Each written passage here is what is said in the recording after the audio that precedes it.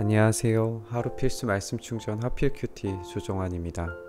오늘 함께 나눌 하나님 말씀은 누가복음 9장 51절에서 62절까지 말씀입니다. 함께 읽으면서 묵상하시죠. 예수께서 하늘에 올라가실 날이 다 되었다라고 이렇게 이야기를 합니다. 사실상 이제 우리가 읽고 있는 본문에서는 누가복음의 중반도 사실 되지 않았기 때문에 이 죽음을 향하여서 가시는 예수님의 어떤 이런 하늘에 올라가실 날이 되었다라고 하는 이 표현 자체가 굉장히 긴급하게 다가오는 것 같습니다. 이것이 이제 누가가 좀 의도한 바였던 것 같고, 그리고 누가복음을 끌고 가는 십자가가 사실 모든 사역의 절정이었고 얼마나 중요한지 우리가 다시 한번 생각을 해보게 되는 것 같습니다. 그래서 예수님께서 예루살렘으로 가시기로 마음을 굳히시고 심부름꾼들을 앞서 보내십니다. 그들이 길을 떠나서 예수님을 모실 준비를 하려고 사마리아 사람의 한 마을에 들어가게 됩니다. 심부름꾼들이 앞서 보내지게 되고 예수님을 모실 준비를 하게 됨으로써 이 한 마을에 들어가게 되는 장면을 보게 되는데요. 세례 요한이 먼저 사역했던 것처럼 이제는 심부름꾼들, 제자들이 이제 이 일들을 대신하고 있는 것처럼 보입니다. 그러니까 예수님의 사역이 지금 이제 두 번째 페이지를 맞게 되는 것처럼 느껴지는 거예요.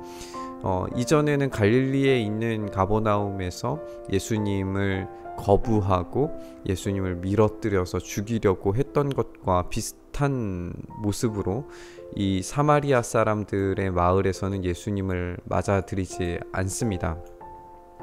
그래서 제자인 야고보와 요한이 이것을 보고 말하는데, 주님, 하늘에서 불이 내려와서 그들을 태워버리라고 우리가 명령하면 어떻겠습니까? 라고 굉장히 공격적이고 파괴적으로 지금 이야기하고 있는 것을 보게 돼요. 우리가 야고보와 요한 하면은 우레의 아들들이라고 하는 표현이 생각이 나잖아요. 이 하늘에서 불이 내려와서 그들을 태워버리라고 하는 이게 이제 엘리야에게 아하시아 왕이 이제 자신들을 보냈을 때에 군사들을 다 태워버린 사건들이 있었잖아요. 그런 것처럼 마찬가지예요. 지금 하늘에 불이 내려와서 그들을 태워버리라고 하는 이 말 자체가 이제 엘리야를 떠올리게 하는 말이기도 하고, 하늘에서 불이 내려오는 어떤 이런 장면들이 이제 굉장히 폭력적이고 파괴적으로 이제 이 사마리아 땅을 다스리실 하나님의 어떤 권능의 임재, 이런 것들을 상징하는 말이 될 수 있겠습니다.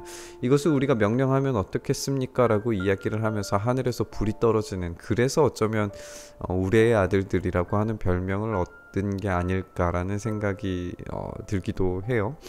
근데 예수님께서 이것을 보시면서 그들을 꾸짖으세요. 오늘 이제 세번역 성경에서는 그냥 꾸짖으셨다라고 이렇게 간단히 등장을 하지만, 이제 이문에 소수의 이문이긴 합니다만 개역 개정에서도 이것을 번역해서 이렇게 쓰는데, 그들을 꾸짖으시고 말씀하시기를 너희는 어떤 영에 속해 있는 줄을 모르고 있다. 인자가 온 것은 사람의 생명을 멸하려 함이 아니라 하려 함이다 라고 이 목적을 설명하시고 그렇게 꾸짖으셨다라고 이야기를 해요. 뭐 이제 이 중간에 있는 이 이문 자체가 이제 소수의 번역이기 때문에 어떤 원본에 있지 않았을 가능성이 높은 번역이기는 하지만 굉장히 문맥적으로 잘 맞는 그런 본문인 것 같아요. 꾸짖으시는 이유는 분명해요. 이 사마리아 사람들을 지금 예수님께서 멸하려고 오신 게 아니라 구원하러 오셨어요. 그리고 우리가 이것을 제대로 살펴보게 될 것이, 사도행전 1장 8절의 모습을 보면은 예수님께서 분부하시고 명령하신 것이 예루살렘과 온 유다와 사마리아와 그리고 땅끝까지 이르러 내 증인이 되리라 라고 하시는 말씀이니까, 지금 복음이 사마리아를 지나가야 돼요. 통과해야 돼요. 여기에서 이제 뭐 어떤 폭력적으로 이 사람들을 멸하려고 하는 것이 예수님의 최종적인 목적이 절대 될 수가 없다는 이야기예요. 그들이 길을 가고 있는데 어떤 사람이 예수님께 말했어요. 나는 선생님이 가시는 곳이면 어디든지 따라가겠습니다 라고 이렇게 이야기를 합니다. 굉장히 이제 철저한 순종처럼 이렇게 보이는데 예수님께서 이렇게 말씀하세요. 여우도 굴이 있고 하늘을 나는 새도 보금자리가 있지만 인자는 머리 둘 곳이 없다. 네가 지금 가려고 하는 그 길이 어떤 길인지 아느냐? 머물 곳이 없고 거처가 없고 어떤 지역이 있는 그런 곳이 아닌데 네가 따라올 수 있겠느냐? 이런 질문이에요. 이걸 그냥 단순히 예수님께서 머리 둘 곳이 없다라고 하는 어떤 방랑의 이미지 뭐 이렇게 이해하는 것도 물론 이제 예수님의 사역 전반을 보면은 물론 맞는 말씀처럼 보이기는 하는데 여기에는 약간 좀 정치적인 수사가 들어있는 게 아닌가라고 하는 생각이 듭니다. 이 여우라고 하는 게 이제 고대 당시에 어떤 국가를 상징하는 어떤 상징물들이 있잖아요. 예, 이 암몬 지역 사람들의 상징이 여우였대요. 그리고 우리가 새 하면은 떠오르는 게 로마는 독수리거든요. 그러니까 하늘을 나는 새, 독수리, 로마 이렇게 생각을 하면은 뭐 암몬, 로마든지 보금자리가 있어요. 그들은 강력한 어떤 영향력을 가지고 자기들이 머물 수 있는 왕국이 있어요. 그런데 지금 이스라엘은 그런 확고한 자기 영토보다는 늘 언제나 속국이고 식민지고 이런 지금 모습들이란 말이에요. 그런데 예수님께서 지금 자신의 왕국을 어쩌면 드러내고 계시는 것이 머리 둘 곳 없는 왕국이에요. 보이지 않게 임하는 왕국이고 그리고 계속해서 퍼져나가고 움직이고 하나님의 명령을 따라서 순행해야 하는 어떤 언제나 다시 나갈 준비가 되어져 있어야 하는 정착하는 게 아니라 노마드 되어져야 하는 어떤 그런 왕국이라는 것을 보여주시고 있는지 모르겠어요. 그러니까 그런 의미로 생각을 한다면 하나님의 나라가 정착하는 것이 아니라 확장되고 퍼져나가는 움직임이 있고 동적인 굉장히 어떤 그 움직임이 강렬한 그런 모습으로 읽혀집니다. 또 예수님께서 다른 사람에게 이제는 따라오라고 명령을 하세요. 그런데 그 사람이 말을 합니다. 주님, 내가 먼저 가서 아버지의 장례를 치르도록 허락해 주십시오 라고 이렇게 이야기를 해요. 그런데 예수님께서 이렇게 말씀하세요. 죽은 사람들을 장사하는 일은 죽은 사람들에게 맡겨두고 너는 가서 하나님 나라를 전파하여라. 이게 좀 사실 이해되지 않는 부분일 수 있습니다. 죽은 사람을 장사하는 일은 굉장히 중요한 일이에요. 유대 율법에서도 굉장히 강조하고 있는 부모 공경에 대한 굉장히 중요한 일이기도 하고 우리의 어떤 민족적인 감정선에서도 이 아버지의 장례 굉장히 중요한 일이죠. 그런데 이거를 지금 아버지가 돌아가셔 있는 그런 상태를 이야기하는 게 아니라면, 그러니까 지금 아버지가 언제 돌아가실지 모르지만 어쨌든 내가 그 아버지의 장례를 치르고 난 이후에 내가 가져야 하는 의무를 내려놓게 되었을 때에 내가 주님 따르겠습니다 라고 그렇게 우리가 가정에서 읽어본다면 지금 당장에 이 사람의 아버지가 죽었다 이런 이야기로 받아들여지기보다는 지금 제가 아버지 장례 치르고 그 다음에 섬길게요, 제가 그 다음에 뭔가를 할게요, 이런 식으로 읽혀지는 거예요. 그때 예수님의 부르심은 훨씬 더 다급하고 긴급하게 하나님 나라를 선언하고 전파해야 된다라고 하는 복음의 시급성을 우리에게 들려주고 있는 겁니다. 또 다른 사람이 이제 말을 합니다. 주님, 내가 주님을 따라가겠습니다. 하지만 먼저 집안 식구들에게 작별 인사를 하게 해주십시오라고 이렇게 요청을 해요.